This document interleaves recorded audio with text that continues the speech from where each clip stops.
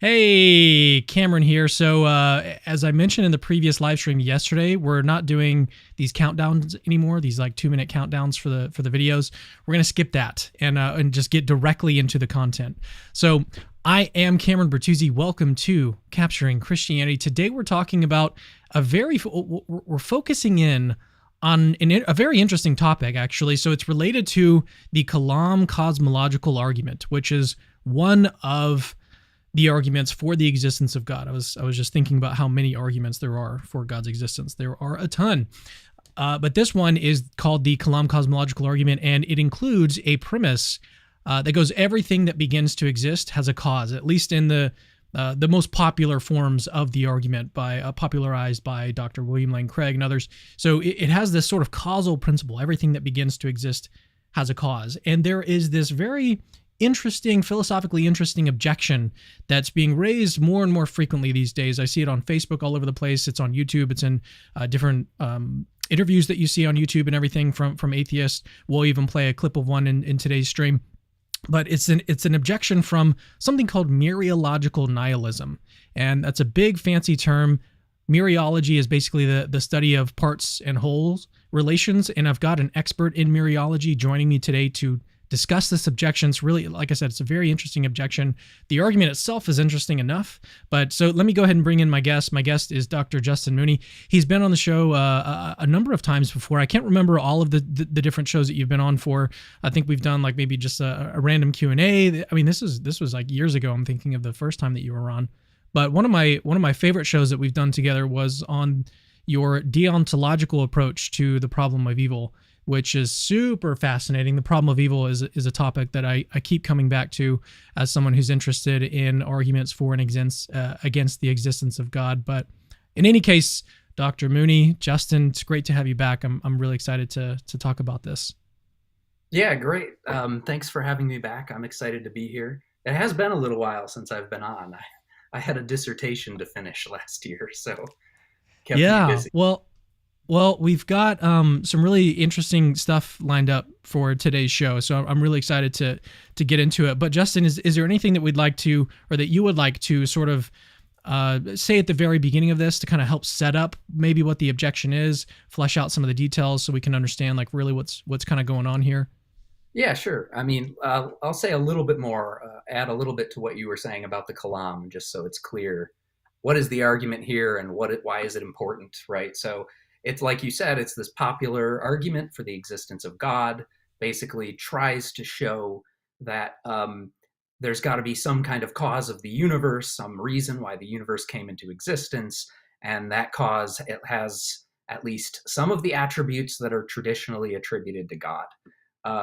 But it relies, as you said, on this principle that says everything that begins to exist has a cause. And William Lane Craig, who is like kind of the main defender of this argument, gives, I think, 3 different arguments for that premise. And we're just going to talk about one of them. Correct.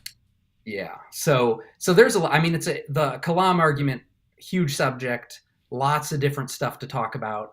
And I mean, to be honest, I'm not persuaded at this point that Craig's version of the argument is successful. But I do have some things to say about the particular objection we're going to talk about today. I am not persuaded by this objection. So anyway.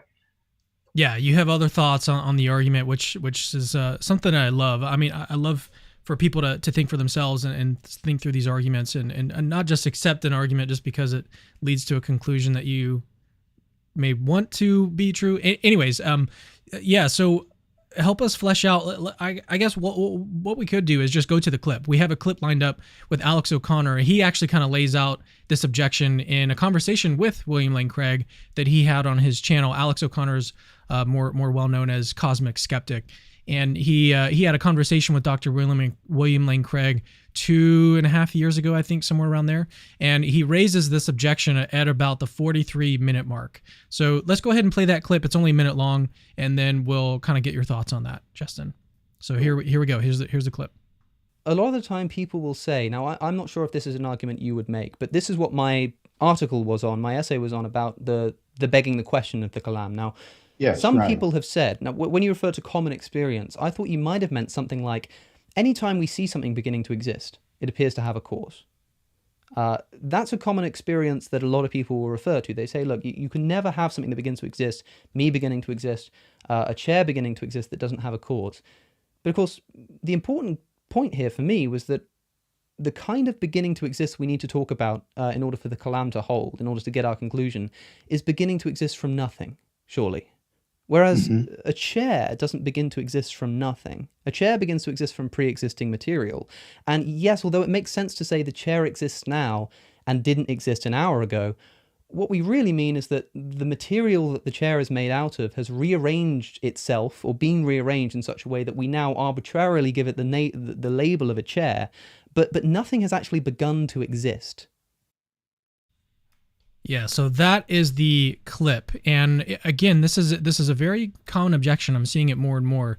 That some people, I mean, there was this one atheist, I can't remember the name that they went by on Facebook, but they were saying that they even denied that, no, they didn't deny that they exist. Rather, what they denied is that they didn't exist during the Jurassic period. So he denied, yeah, I asked him, so if you think that nothing begins to exist, then you obviously exist now. So where were you during the Jurassic period? And so his response was that I existed, but I just existed all over the place. Maybe something. It's a very odd and strange view, but it's something that's popping up more and more often. And so I thought it'd be helpful to kind of just get a professional's thoughts on this. So Justin, help us begin to really understand what this objection is, and maybe some different ways to think deeper about it. Yeah. Okay. So, so that premise in Craig's argument that says everything that begins to exist has a cause. One of his ways of motivating that premise is to say, hey, look around. Whenever you see something coming into existence, there's something that caused it to come into existence. And so this is a kind of non-deductive argument for thinking, oh, well, then the universe will be like that too. If it started to exist, then it was caused to come into existence by something. And then from there, what is that something? Is it God? Whatever. But the objection here, or at least one version of it, says, well, it's not really true that we can look around and see things coming into existence all the time and then notice, oh, whenever that happens, they have a cause. And the reason why that's supposedly not really true is because ordinary material things, according to this objection, don't ever come into existence. Rather, they don't really ever exist at all. What you have instead are just what are called mereological simples. And mereological simples are just objects that have no parts. Or in the technical language of metaphysics, we'd say they have no proper parts. Suppose you think that there are only mereological simples. Well, mereological simples, these would be something like particles or strings or whatever the fundamental Quarks. Things are. Quarks or whatever that the material universe is made out of, right? And so what this view is saying is that there aren't ordinary objects like people and hippos and chairs and cars. There are just mereological simples or particles or atoms or whatever you want to call them, arranged as if there were things like that. And then we talk as though there were things like that because that's convenient or useful or maybe ingrained in our thinking by evolution or something like that. But it's not really true. What's really true is just that there are swarms of simples in various arrangements. Various geometric shapes. Yeah. So that's the objection. And I mean, it's an interesting objection, and I think it is a serious objection. So Craig is, I think, maybe more dismissive of this objection than I am. The video with we just played the clip from. If you keep listening to it, they Craig and Alex talk for a while about this objection, and Craig at a couple of points says some pretty dismissive things, and he also one of the two references when Craig he did like a talk on like the 10 worst objections to his argument, and he lists that one as one of. I mean, so I think maybe it's important to emphasize that this view called mereological nihilism, I mean, he's right that there's a sense in which it's a radical view, but it's not a fringe view. This is a view that some very smart philosophers defend, and that a lot of people working in metaphysics take very seriously. And so I think we should take it seriously too. But I also think it's false. And so, I mean, maybe, do you think the best way to approach this is just, we can maybe talk about some of the reasons to endorse nihilism and why I'm not convinced by them, and then maybe some of the reasons to reject nihilism? Yeah, no, I think that's a good way to move forward. I mean, one thing that I did want to point out is that someone that's raising this objection, I mean, usually when we raise certain objections, at least this can happen, is that our objection has sort of underlying assumptions. Like we're assuming something as part of our objection. So like we could assume that there's a real world out there if we're objecting on some of the grounds. But there are different assumptions is the point here. And mereological nihilism could be one of the assumptions behind this objection.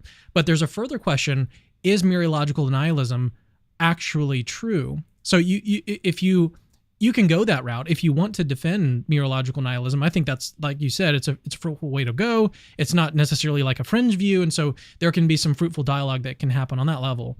But I suppose what I wanted to point out is that if you are raising this objection, then you probably need to be aware, at least at a surface level, of the dialectic. Like, be aware of the reasons for and against this position, and be ready to defend it if it comes to that, So just kind of be aware that, like, philosophy, there's all sorts of different positions, and you can't just like assert your own view as if it's just the view and that there's no alternative or anything like that. Just be aware of that as we go into this next part, where we're going to start to analyze whether or not mereological nihilism is actually the case.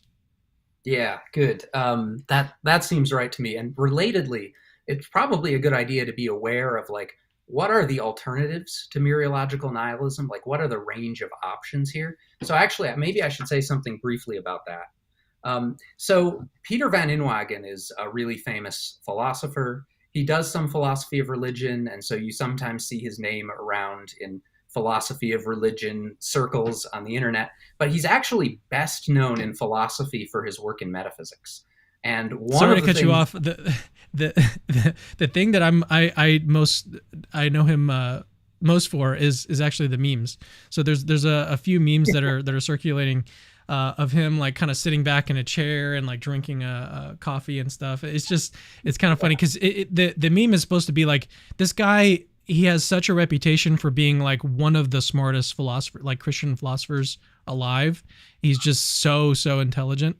And so I don't know, it's funny. That's what I know him most for. I actually have some of his books back here, and his problem of evil book is a really, really good book.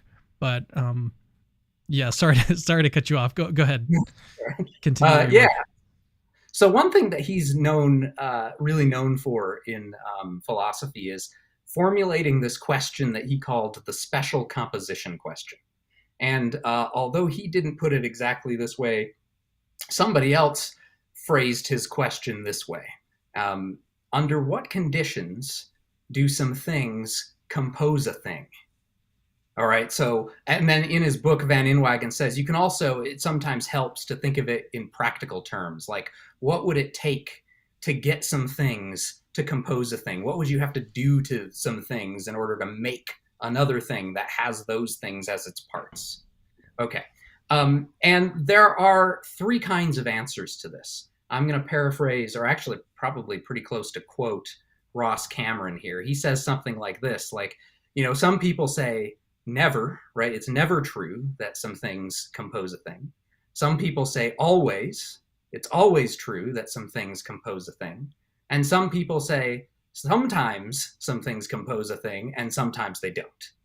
Okay, so those are, on one way of slicing up the options, those are the three options. But that third view, which is called restricted composition, divides up into a bunch of different sub-options, because there's a lot of different ways to say, that sometimes some things compose a thing and sometimes they don't. Like, well, when, under what conditions? Yeah. There's a lot of different versions of that view.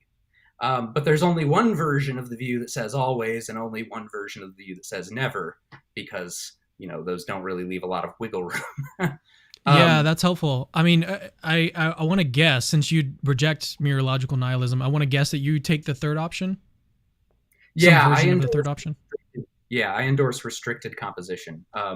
So the view that says always, some things always compose a thing, that's called mereological universalism, or just universalism. And that view is actually very popular. A lot of philosophers like that view, but not me. I don't like that view. I mean, wouldn't that entail that, like, you could just pick out 10 different random objects in the world and then say that those 10 objects compose another object, right? Yes. Yes. And that's universally. Yep. So, like, a common example you'll hear is, according to universalism, there is an object that is composed of my nose and the Eiffel Tower and nothing else. So it's this weird object that has a scattered location and these two parts that have like nothing to do with each other and are totally different kinds of things. So mereological universalism has the consequence that there are a bunch of very bizarre objects. And that is one of the reasons some people don't like it, is because, wow, that seems pretty counterintuitive to think that there are all those things like that. On the other hand, mereological nihilism goes in the other direction and says there aren't even the kinds of normal things that we think there are, like people and hippos and trees and cars and whatnot, right? And that is pretty counterintuitive in its own way. And so that's a reason some people don't like nihilism. But maybe I could give like 2 examples of arguments for nihilism and then tell you why I'm not really persuaded by them. Sure. So this is not exhaustive or anything, but a couple of examples. So one of the most important arguments for mereological nihilism is that it gets rid of a lot of problems. So in material object metaphysics, there are a bunch of puzzles about like how objects relate to each other, which objects there are and are not. So one really famous example involves a statue and a piece of clay, or in some versions, it's like a piece of bronze or marble. And there's like this puzzle that kind of pressures one to accept the bizarre conclusion that you can have 2 objects in the same place at the same time. And I don't think it's really important for us to get into the details of that puzzle, but the point is just there are a lot of really tricky puzzles about ordinary objects. And one way to solve all of those puzzles without, just kind of with it at one stroke, is to just say, well, there really aren't any composite objects. None of the objects involved in the puzzles actually exist. And so that's one of the main motivations for mereological nihilism, right? It's got this puzzle dissolving power to it. Yeah. Well, the puzzle that I was thinking of, and I can't remember the name. I know it starts with a TH. The Ship of Theseus. What is it? The Ship of Theseus. Yes. Theseus. Yeah. Okay, I got it right. That's one that comes to mind. I think I've asked my daughter about that one. I can't remember her response to it, but yeah, it's another one of these puzzles where it's like, okay, yeah, how does that actually work? And if you just deny that there is no ship, ships are all you have are fundamental particles arranged shipwise, and so that then you sort of do away with those puzzles. So yeah, I think that's that. Would you say that that's like the primary point in its favor? It's one of the primary points. It's hard to say if it's like the main one. It might be, though. It is a popular one. It's one of the big ones. I'll say that. Yeah, well, when that's one of the reasons that sort of appealed to me as I've thought through these issues. I've by no means have done a deep dive into mereology, but as I it comes across my thinking every now and then, that is one of the things that I think about is that it would actually kind of solve these issues. But then I think on the other hand, and you'll probably get to this eventually, there are other puzzles that come along with denying that there are just any composite objects. So we'll maybe talk about that later. In fact, there's a really good paper by Bradley Rettler, where he actually argues that all, or perhaps, or at least most, of the standard puzzles about ordinary objects can be reconstructed using only mereological simples. And so it turns out that nihilism doesn't actually solve the problems after all, or at least doesn't solve them in a way that is uniquely nihilist, that you couldn't, you do some other way. So if Brettler is right, it turns out that this, what seemed like at first maybe a really strong argument for nihilism, is not at all a strong argument for nihilism. If he's right, it's kind of entirely undercut. But suppose he's not right about that. Suppose he's wrong, and that, as a matter of fact, we can still solve all these puzzles by becoming mereological nihilists. Well, I think there's still a serious problem here. Some people will not agree with me about how serious it is, but I take intuitions extremely seriously, and kind of like common sense views about the world extremely seriously, right? And it seems to me like this is just given that sort of methodology, this is just completely the wrong way to go about solving these puzzles. And you could compare it to this. There are a bunch of puzzles in ethics. There are problems about like what to do in various conceivable and sometimes actual moral dilemmas. What is the right thing to do in situations that are ethically controversial, and so on, right? Okay, here's a really simple way to solve all of the puzzles in ethics. Just be a moral nihilist. Say there are no moral facts whatsoever, including relativistic moral facts, right? So not even moral relativism is true. There's just nothing. Morality is not a thing. It doesn't exist at all. Okay, I think, and actually, I think most philosophers would agree with this. That's not a good way to solve the problems in ethics, even though it has that feature of being able to solve them all at one stroke. And to that extent, it's kind of attractive, right? And it seems like the problem is just that it's too revisionary. Like, it really seems like ethics is a real thing. There is such a thing as morality. And the reason these puzzles weigh on us is because they are real problems, and not something that we can just be like, oh, forget about that. Let's just say there's no morality at all.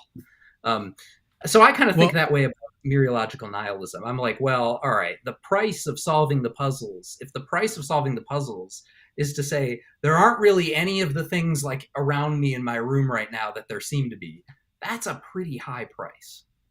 Yeah, what I was going to say, you got to be a little bit careful here, because the atheist that is attracted toward mereological nihilism because it's going to solve all these problems, they're probably going to be attracted to ethical nihilism or moral nihilism for the same reasons. And so, yeah, there are still, I mean, the more philosophically informed atheists that I know, they lean or just full-blown accept moral realism. But a lot of atheists online are moral nihilists, and they'll gladly accept that. And so we got to be careful about like using that as the definitive reason against mereological nihilism. I know that that's not what you were saying at all. You were just saying that you take intuition seriously, and so these two cases. I mean, when we're trying to do good philosophy, it is actually more complicated and difficult. Yeah. Well, and I might be able to come up with a different example. Like, I'm not as familiar with epistemology. That's definitely not my area. But I know there are at least some puzzles in epistemology. And you could get out of those puzzles if you just started denying that there's any such thing as knowledge or justification or belief, right? Or philosophy of mind, right? Like, you can get out of problems about consciousness by being an eliminativist. But like, almost no one in philosophy is an eliminativist. Anyway, okay. So yeah, no, that's true. That's good. Okay, yeah, you can apply. You can use the same kind of argument against, well, in a lot of different areas, and you could just become a nothingist, a complete nihilist. If there's nothing, there's no puzzles either. Yeah. Okay, so that's one of the main motivations for mereological nihilism. I'll mention one more. It's not the only other one. But, you might be moved by considerations of parsimony. You might think, hey, look, if we eliminate ordinary objects and say there's just, mereological simples, we've got a lot fewer things in the world, and we've got a lot fewer kinds of things. Because not only do we not have individual hippos like Fiona, for example, we also don't have any hippos, the whole kind hippo. We don't need that anymore, right? So you get both what's called ontological parsimony, getting rid of particular things, and ideological parsimony, which is getting rid of kinds of things. Okay, so some people might be drawn to nihilism by considerations of parsimony. And here are two things that I think are important challenges to that objection. One is that some people are drawn to the view that parsimony only matters or matters most when it comes to fundamental things and kinds of things. But it's not at all clear, I would say, that ordinary objects are fundamental things and that ordinary object kinds are fundamental kinds. Now, I mean, we could perhaps argue about this, but suppose that only mereological simples are fundamental. Well, then you haven't made any kind of gain in parsimony that matters anyway by eliminating all the non-fundamental objects that are made up out of them. So depending on what kind of parsimony you think counts, this argument may not actually have any force. But even if you think that non-fundamental things count towards a view's level of parsimony or whatever, which I actually am inclined to think that they do, I'm sort of moved by this consideration. You know, parsimony is just one of the many features of a theory that has to be taken into account and balanced against its other pros and cons. And I think it's one of the weaker considerations. I don't think, the way some people do, that it only comes into play when all else is equal. But nevertheless, I think that it's a fairly easy, a very defeasible consideration. It's only a weak kind of reason to accept or reject a view. And so if there are good enough reasons to think that composite objects do exist, it's going to be hard for considerations of parsimony to outweigh those. So anyway, that's some thoughts about parsimony. Yeah. Parsimony, I mean, my views on parsimony more generally is that I'm kind of aligned with Swinburne in that I apply principles of parsimony when we have two competing views that are roughly on par with each other. And then parsimony or simplicity can help kind of break the tie. But even then, It's like, how much weight do we want to give to simplicity? Because sometimes complicated theories or hypotheses are that's the one that is true. So I don't know. I as of late have been less impressed with these sorts of parsimony concerns, but that's just like a personal anecdote that it's not really like an argument at all. If you take the view of parsimony that you just suggested, which is like the tiebreaker view, like it doesn't really matter unless the two theories are otherwise tied, then I think it's going to be even harder to defend nihilism by appealing to parsimony, because I think they're not even close to tied. The nihilism versus views, or well, let's just say nihilism versus the negation of nihilism. Which will bring me to reasons to reject nihilism, if you're ready for those. Yeah, let's go ahead and move into some reasons against nihilism. I think that'd be a cool. All right. Place. So again, I'll just talk about maybe a couple of representative ones instead of trying to do everything. But one is just an appeal to intuitions. So again, philosophers disagree about how important intuitions are and so forth. But I think a lot of philosophers do take intuition seriously to some extent. And there are, I think, some good reasons to take intuition seriously to some extent. And it turns out we do see a lot of people, at any rate, do seem to have intuitions that suggest that sometimes some things compose other things. So, for example, consider like a case where I take a bunch of Lego bricks and I, snap them together and construct like a little Lego house or something. I think that, I have the intuition that there is a thing here that is now made out of those Lego bricks, that they compose something. There's not just the bricks there. There's also the house-shaped thing that's made of the bricks. And it helps, I think, to contrast this with cases where we don't have the same intuition. So, for example, a case from Peter van Inwagen. What if, suppose you and I shook hands, and I had like some really super sticky glue on my hand, and when we shook hands, our hands got stuck together.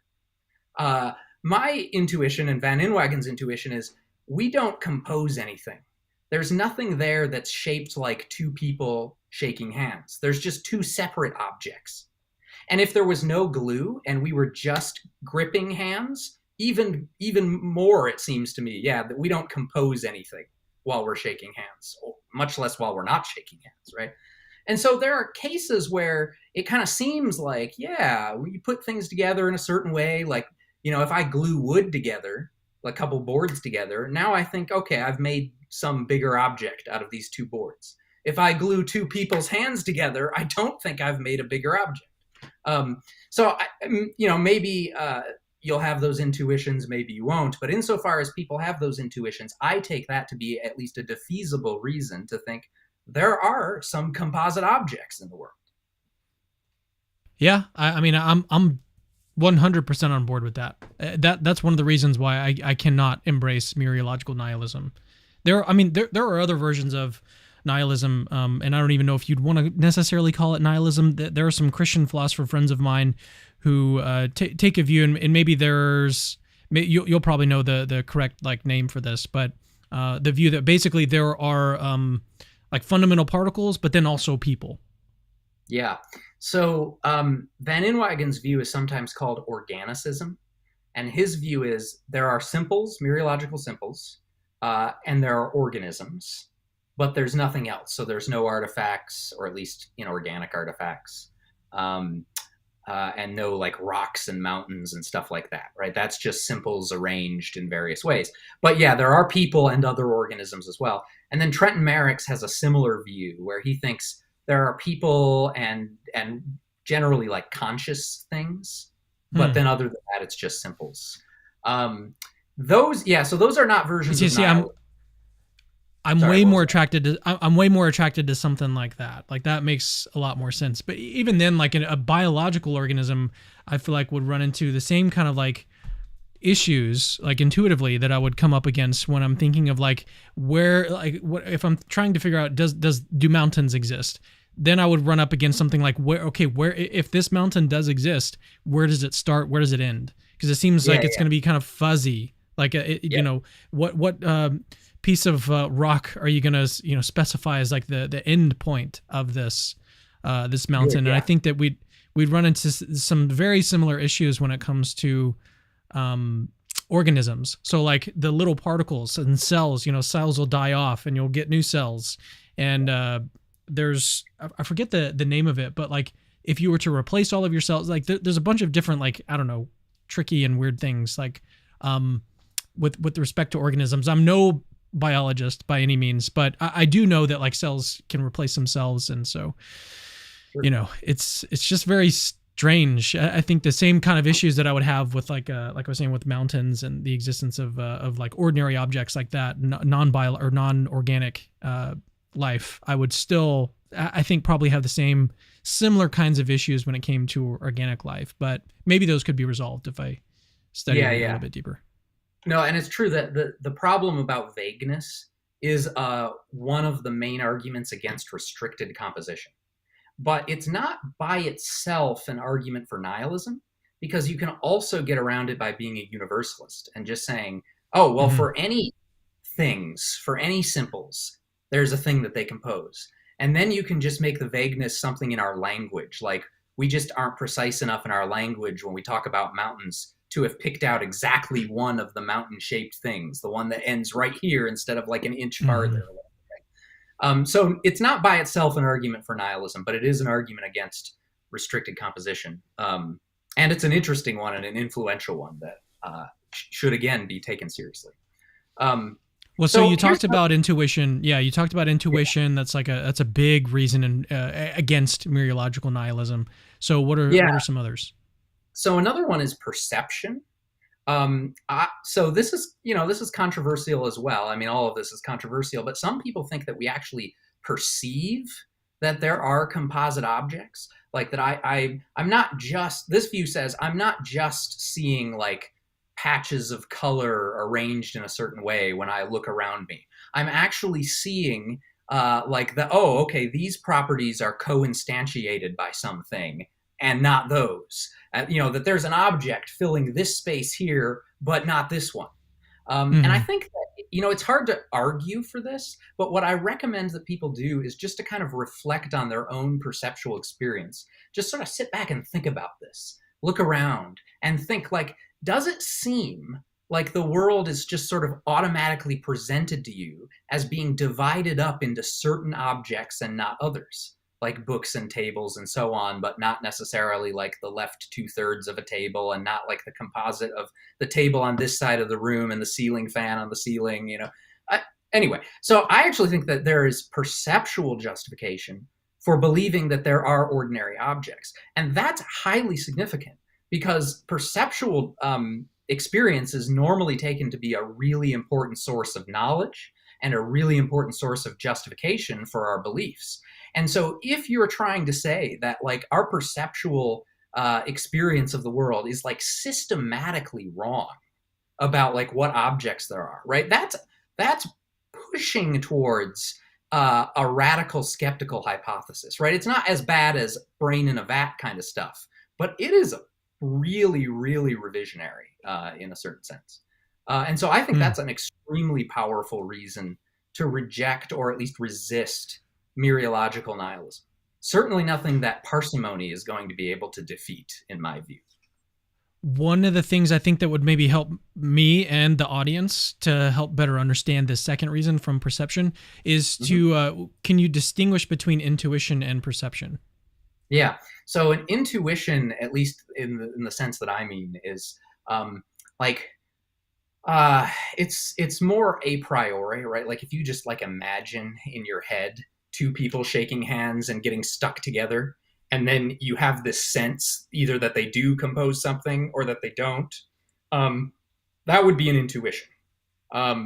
It's not coming through your sense faculties like your eyes or your ears or whatever. But when we're talking about perception, what I'm thinking of at least primarily is like the five senses and what they tell us about the world, right? It's because I can see with my eyes that I, see that there's a laptop in front of me, there's a desk in front of me and so forth, right? And what I'm suggesting and what other people have suggested is we're not merely seeing arrangements of like color and shape that we interpret as, oh, okay, let's say that this part of that image that I'm getting corresponds to an object and this one doesn't. I don't think we do that. It seems to me that we're just sort of presented with this one is an object here and this one here, right? And we could like on reflection deny that, but we wouldn't thereby cease being presented with the world as being a certain way. We would just be saying, oh, well, we're being misled by the way the world is presented to us. I don't know if that helped. It does. And I guess one of the objections that sort of came to mind is like, well, we could see it maybe as some sort of like evolutionary debunking argument. Like we can see why evolution would select for beings who have this sort of perceptual faculty, even though that there aren't these actual objects out in the world. So what are your thoughts on that sort of objection to yeah, this good. line? So this is another influential objection to at least certain versions of restricted composition that says like, aren't our beliefs about what kinds of things compose and what don't, what objects there are and what there aren't those just shaped by like cultural factors or evolutionary factors which have nothing to do with the actual truth of those beliefs? Okay. So a couple of thoughts about this. I mean, one version of the problem. Well, all right. I'll just focus on that version of the problem. So that version of the problem says, hey, look, it's just an accident that we have the beliefs that we do about what sorts of things there are and aren't. So some people say about this version of the problem that, like, look, actually, thinking in terms of evolution, it would have been adaptive for us to be able to kind of like organize our environment, predict how objects are going to behave and so on and so forth. And so it's not so crazy to think that maybe we would have evolved correct beliefs about what objects there are. I think some people maybe make that move. There's actually an even better move, though, in my view, and that's this. It does seem adaptive that we would be capable of grasping a priori truths. That is, truths that are not based in experience. And so, one reason why this is useful is that that's what enables us to reason. It's what enables us to do, like math and science, physics, right? All that kinds of stuff, right? And I think, the standard view about why is it that we're able to do physics is not because evolution selected for the ability to do physics. It's because evolution selected for like us just being able to reason and to make observations about the world and so forth, right? But then as a side effect of having those mental capacities, we can also do physics. And so one way to deal with the debunking objection against beliefs about ordinary objects is to say, well, look, it was useful for us to have like access to the a priori realm, to be able to grasp necessary truths, including arguably truths about composition, like when do some things compose other things. And because that, it was adaptive for us to be able to have access to necessary truths. And because that was adaptive, as a side effect, we do have access to necessary truths about composition, even if that itself wasn't evolutionarily useful. And so now we have this kind of ability, just like we have the ability to do physics, that's sort of a happy accident of evolution. I don't know if that made sense. Did I explain that clearly enough? Yeah, no, I think so. The term that came to mind that I've seen in when you study various evolutionary debunking arguments when it comes to like epistemology, there's a word that gets used, spandrel, evolutionary spandrel. I think that's what you were thinking of, like. Yeah, and I guess the way the story I just told works better as a story about our intuitions, and it maybe not so much about our perceptions. Maybe there's a perceptual version of it that could be told as well. But yeah, that's the idea, is like, well, our capacity to do lots of things that we like, even to do philosophy, is a spandrel, right? We didn't evolve to do philosophy because that was helping us survive, on the African savannah. We evolved to be able to think because that helped us survive. And once we had that ability, we were able, fortunately, to use it to do other stuff, including perhaps figuring out when some things compose another thing. So yeah, that's the story there. I think one of the best responses to the evolutionary debunking argument, like, well, any particular one that you want to raise with respect to any particular problem. I mean, I'm still a fan of the evolutionary argument against naturalism. I think that it's actually really difficult. Like, if you want to apply the reasoning consistently, if you want to use a sort of evolutionary story to debunk some knowledge that you think you've got, I think it's going to be really difficult to draw the line. Like, Planting is very famous about pointing this out. Like, naturalists, if you just take the conjunction of naturalism and evolution, then it just seems like evolution doesn't necessarily pick for true beliefs necessarily. It picks for survival. And so you could have a whole range of different beliefs that would nevertheless still be confer fitness and survivability. And so I think what the challenge is going to be is to draw the line. Like, where do you actually draw the line in these evolutionary debunking arguments? And so if you think that they work in this one case, then why don't they work when it comes to the more general case of your reasoning capacities more generally, about your beliefs about these sort of grand metaphysical views like belief in naturalism? Where are you going to draw that line? Because you don't want to deny that, because then you're gonna wind up in some pretty scary territory. So I think that's probably, for me, one of the reasons why I would never be able to endorse something like that. Yeah, good. I actually also like that kind of response, because you're right. Like, for almost everything in philosophy, there is a debunking argument about like that domain of like what philosophy talks about, right? And so there is this problem about like, okay, if you're gonna rely on a debunking argument in this area, is there any good reason for you not to thereby like just say, okay, everything in philosophy is debunked? Which of course some people might think, but I take it that's not usually what people are trying to say, right? Because there's debunking arguments about ethics, there's debunking arguments about math, There's a debunking arguments about metaphysics, right? Just, all over the place. So yeah, I think that's okay. Excellent. I'm glad that we're on the same page about that. Yeah.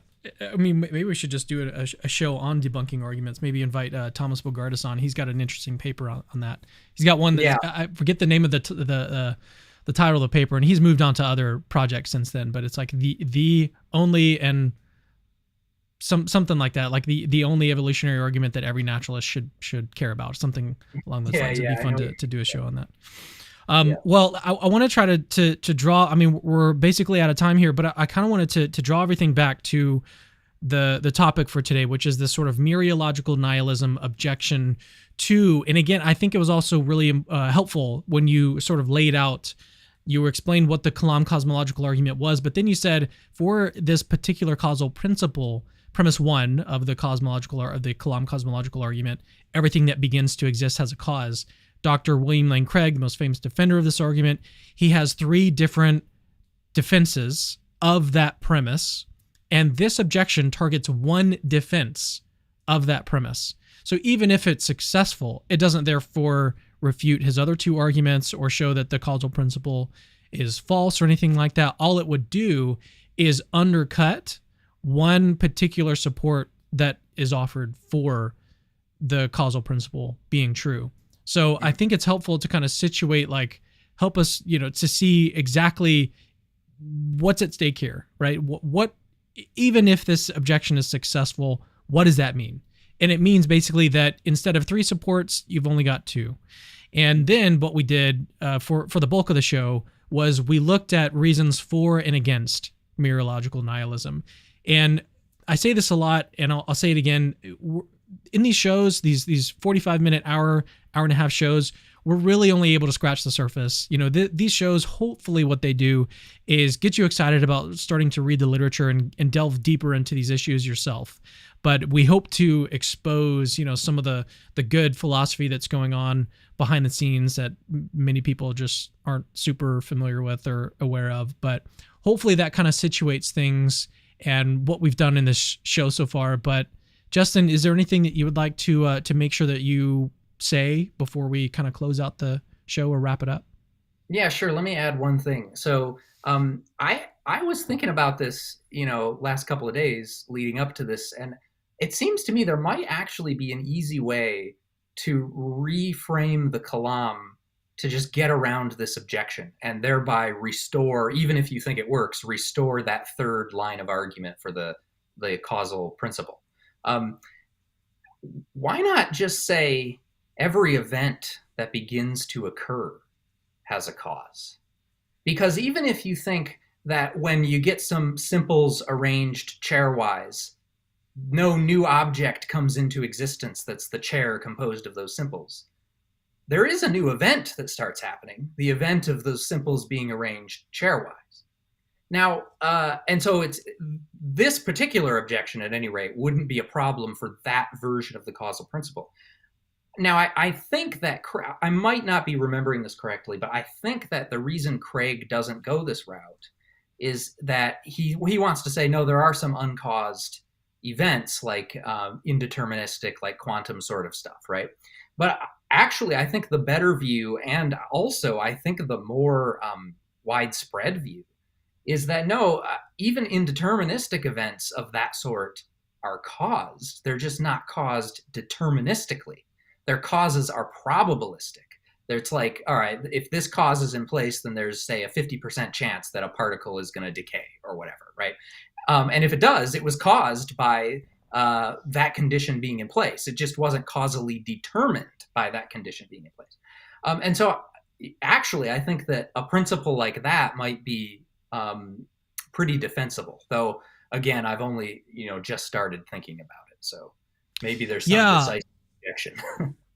I think, well, first of all, I like that variation of the Kalam. I think that has potential.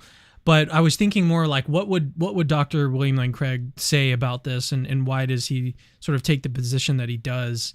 And something that I've just kind of learned about him is that he is not afraid to like dig his heels in and just defend a position.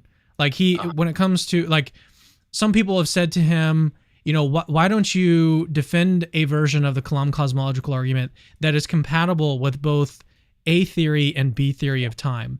And he's just like, I think A theory is true, so I'm just going to continue defending the Kalam like the way that I do it, And so I think that he would probably take a similar position with respect to this and just be like, dig his heels in and be like, mereological nihilism is false, so this objection is kind of like what you said his general attitude was in his conversation with Alex O'Connor was a little bit dismissive. Not necessarily in like a bad sense, but it was just like, incredulity, kind of like I'm not super, on board with that view. Right, yeah. It was, I think, a bit dismissive of mereological nihilism, but he wasn't like dismissive of Alex, right? They had a really great conversation, it seemed to me anyway. Yeah, so I think he would probably just dig his heels in, and which is fine, to each his own. Everyone has their own different way of addressing things. But yeah, I mean, this kind of reminds me of like the Josh Rasmussen style, like just find a way to still make the argument, granting the objection, and say like, well, maybe there's still another pathway. And maybe we can come to agreement on this, but then yet find another way that we can still make progress and move forward. So I'm always a fan of that approach too. But we'll go ahead and wrap up things. I do want to let the audience know, like, let me know what you think about shows like this. This was a very specific show on a very specific topic. So if you like to see this type of content, let me know in the comments. If you'd like to see more where we're kind of taking a closer look at specific objections to specific arguments, we'd love to, or I would love to cover more topics like this. So just let me know what you think. Justin, thanks for coming back on. This has been awesome. Yeah, thanks for having me. I enjoyed it. Yeah, I'm really looking forward to our we have some projects in the works that we haven't really made public yet, but I'm really excited about our future projects that we'll be working on together, and I'll be looking more for some more shows that we can do together. So I always love having you on. I love the way that you explain things. So Justin, awesome. Thanks for coming on. I'll see you guys in the next Capturing Christianity video. I'll actually be posting a video within the hour. So if you're watching this live, then you guys will be greeted with a new video very, very soon. So for everyone else, see you guys later. See you next time. Hey, it's me again. Actually, don't leave yet. I've got something super, super important to tell you. So first of all, you're awesome. Like you just watched a really, really long video just now, and you're still watching it. That is actually pretty amazing. Secondly, we have literally hundreds of other apologetics related videos for you to watch on our channel. Go check them out. I've interviewed exorcists, hosted debates between Christians and atheists. I've even made response videos to atheists. All of that is available on our channel. Go check it out. Third, I rely on people that see value in my work, people like you that watch videos to the very end, to keep the lights on around here. Literally, this is how I feed my family. So if you see value in the work that I do, please consider supporting this ministry and becoming a patron. Links to that are in the description. Oh, and have I mentioned that Christianity